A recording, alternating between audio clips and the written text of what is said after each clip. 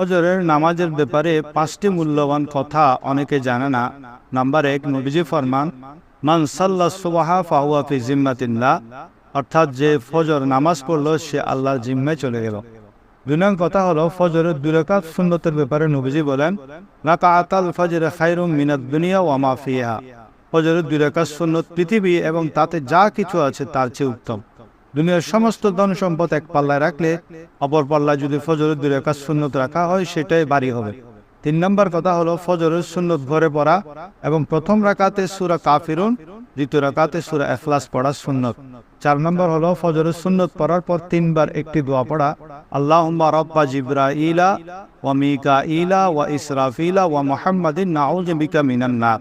5 নং কথা হলো ফজরের সুন্নত পড়ে যদি স্ত্রী জাগ্রত থাকে তার সাথে কিছু কথা বলা, আর স্ত্রী ঘুম থাকলে তাকে জাগিয়ে দেয়া।